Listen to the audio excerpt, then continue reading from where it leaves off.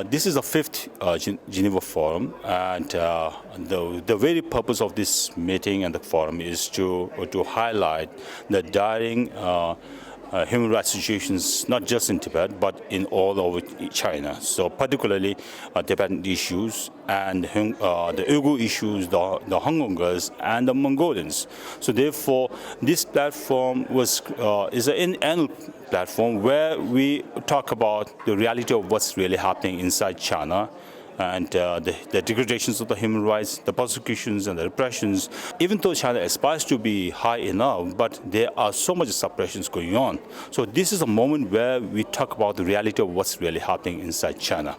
Particularly, this conference was held because most of the attendants are young Tibetan generations and the Tibetan supporters. So our concern is, in order to resolve the Sino-Tibetan conflict, it is important for us to understand the real understanding of what's really happening inside China.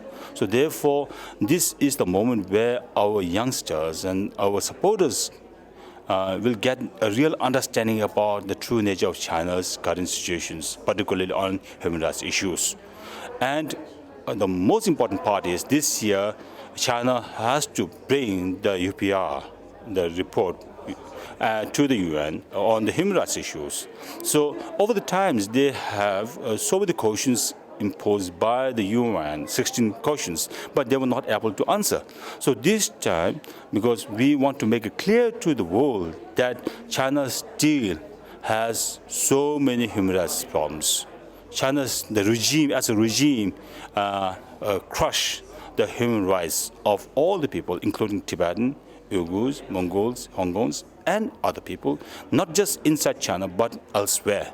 So this is a moment where we have to highlight the truth about China's human rights issues.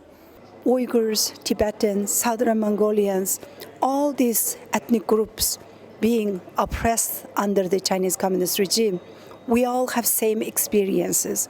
So it seems like the dictatorship government is they work off of a same playbook, and they use same kind of persecution and the pretext and the basically stigmatizing the culture and the religion and the ethnicity to conduct their crimes against humanity.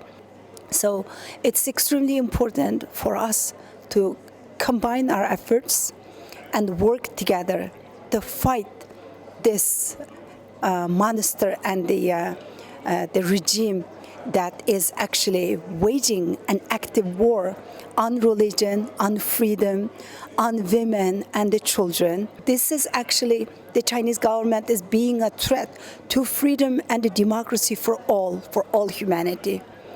And also, not just the Tibetans and the Uyghurs and the other people's future is at stake, but the entire world's future is at stake.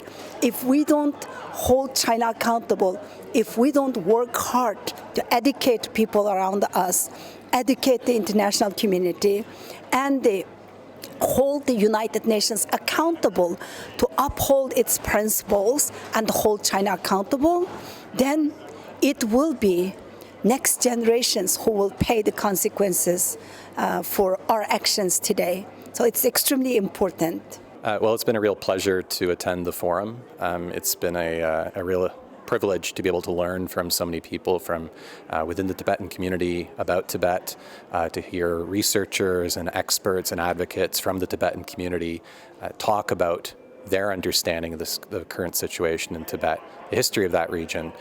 So personally, it's been a real privilege to be here and to learn. So we don't have a clear idea of what the overall purpose of the data collection program is.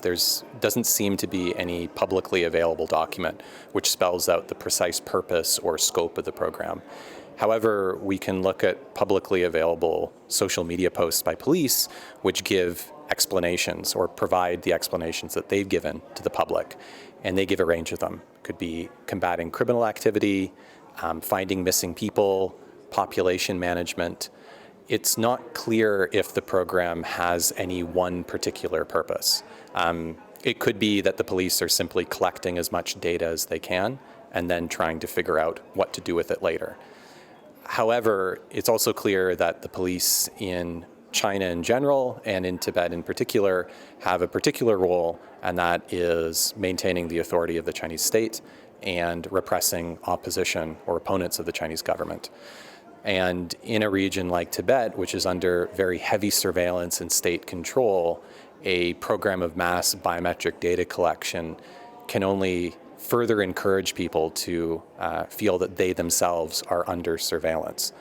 So even if the police don't make use of the program routinely, the mere knowledge that hundreds of thousands, if not more than 1 million people in Tibet have had their DNA collected could act as a warning against the larger public, a warning that the police have the authority to intrude on that person or that community's private life and to discipline or punish them as they see fit.